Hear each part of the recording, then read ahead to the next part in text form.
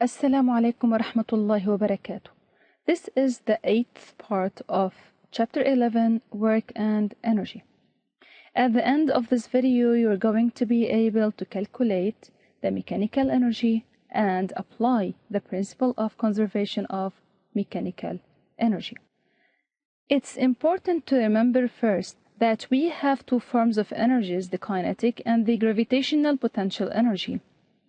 And remember the difference between them, especially that relates the variation of the kinetic energy, which is sum of the work done by all the external forces acting on the object, while the variation of the gravitational potential energy is the negative of the work done by weight of the object. We have mentioned in video 4 that the mechanical energy is the sum of the kinetic energy and the potential energy. Potential energy refers to all those types of potential energy in a system. However, in this chapter, we have studied only the gravitational potential energy, so we will use mechanical energy equals to the kinetic energy plus the gravitational potential energy. Consider this situation. A sphere of mass m equals to 60 kilograms slides down from the top of a slope. Take the reference of gravitational potential energy, the plane passing through point P.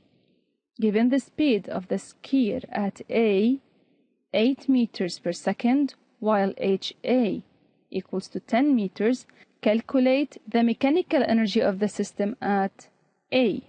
Here we start with the expression mechanical energy at A equals to the kinetic energy at A plus the gravitational potential energy at A.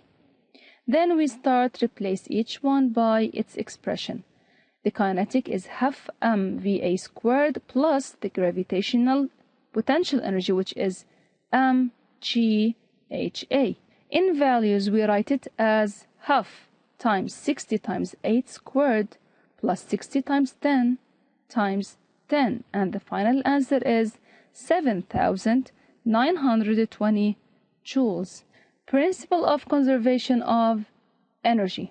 In general, we have mentioned before that energy can neither be created nor destroyed, while it is conserved during its transformation from one form into another. So basically, we cannot make new energy or destroy it. It can only move between different objects and different forms. Now, you don't need to worry about remembering any of these specific examples that we are going to mention, but you do need to understand the concept of conservation of energy and be able to apply it to different scenarios. For example, when you plug your phone into the wall to charge it, electrical energy from the main supply in your house travels along the wire and it has transferred to the chemical energy store in your phone's battery. Then, when you use your phone as a chemical energy, can be converted back to electrical energy which flows around the circuit in your phone and powers the different parts like the screen and the speaker. In the screen, the electrical energy will be converted to light energy so that you can see it, and in the speaker it is converted to sound energy. Ideally, every time there is energy transformation, we think that the whole energy is transferred to the desired store that we want to, but in reality the energy is transferred usefully into the desired store that we want to, besides to another form which is not expected, what we call it as wasted or lost energy. We intended this wasted energy is generally in the form of heat, which is why your phone might warm up a bit when it's charging or when you are using it a lot. We are going to focus on this video on the principle of conservation of mechanical energy. The mechanical energy of a system is conserved if its value remains the same. The mechanical energy is the sum of the potential energy, as we said, and the kinetic energy. Though the kinetic energy might change and the potential energy might change, but the total sum of these two doesn't change. That is, energy simply transforms from one type to the other If one goes up, the other goes down. To understand the conservation of mechanical energy, we are going to discuss the concepts of conservative and non-conservative forces. A conservative force is one for which the work done is independent of the path taken by the object. Equivalently, a force is conservative if the work done over any closed path is zero. Its work doesn't change the value of the mechanical energy of the system. Its work also is equal to the opposite of the variation of potential energy, such that the work done by the conservative forces equals to minus delta potential energy. I will give you some examples like the gravitational force mg and the restoring force of a spring. Note that each conservative force is associated with a type of potential energy. For example, the gravitational force is associated with the gravitational potential energy. The restoring force of a spring is associated with the elastic potential energy. This leads us to the fact that in non-conservative forces, the work done depends on the shape of the path taken by the object. Besides that, the work done by the non-conservative forces results in transforming part of the mechanical energy of the system into another form like thermal or sound energy. Some examples of non-conservative forces like the air resistance, the tension of a spring, the friction force, and the traction force of the motor. Let's verify the principle of conservation of mechanical energy. Consider a ball that is dropped from a height h. The ball is in free fall, where the only force acting on it is its weight, so there is no non-conservative force acting on the ball. During its descending, the gravitational force acting on the ball does work, which results in transformation of a gravitational potential energy into kinetic energy. How does this happen? At A, the energy was just gravitational potential. The ball starts from rest.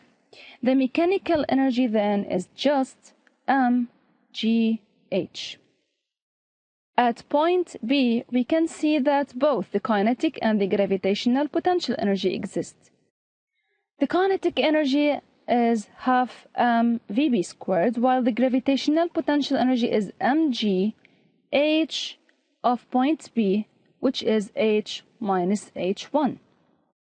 But remember that this is a free-falling body, thus the motion is uniformly varied. Then we can use the expression vb squared minus va squared equals to 2gh1.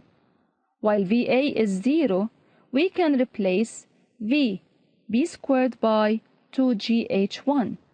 And here we can write it as mg h minus h1, which is the gravitational potential energy, plus mgh1, which is the kinetic energy at B. After calculating it, we can find that the mechanical energy at B is mgh as well. Will this be the same at all points? Let's choose to find it at point C. At C, the gravitational potential energy is 0. We have kinetic energy only, thus using the same expression, Vc squared minus Va squared equals to 2gh, where Va equals to 0, it is clear that the kinetic energy is also mgh. And here comes the result. The mechanical energy at A equals to the mechanical energy at B equals to that at C. Then the mechanical energy of the ball is conserved.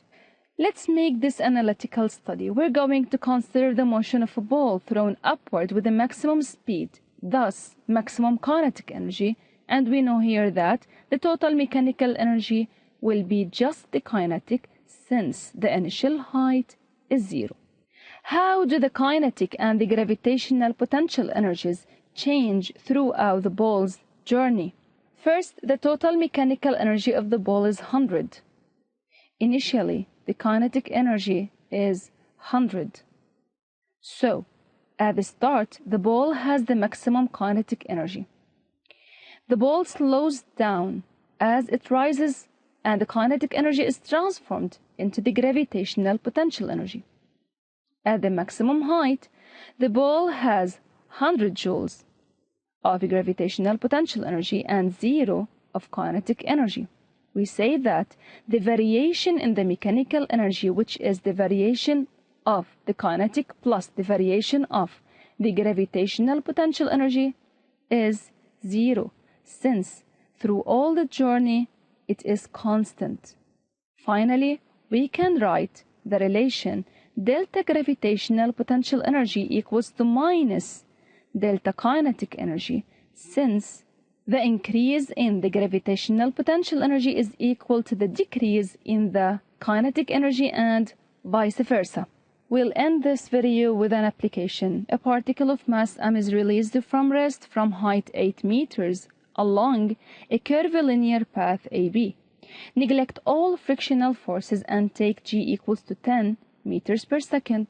The question is, using the conservation of mechanical energy, calculate the speed of the particle at point P, taking the gravitational potential energy reference, the plane passing through the point B.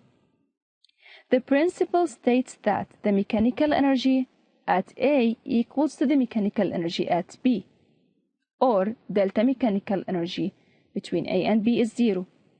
Then, we can write the mechanical energy at A as the kinetic plus the potential, and so at B.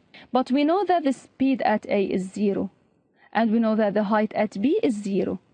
Then, the equation becomes mgha equals to half mvb squared, reducing the mass from both sides. Finally, vb equals to the radical 2gha, and the answer is 12.65 meters per second.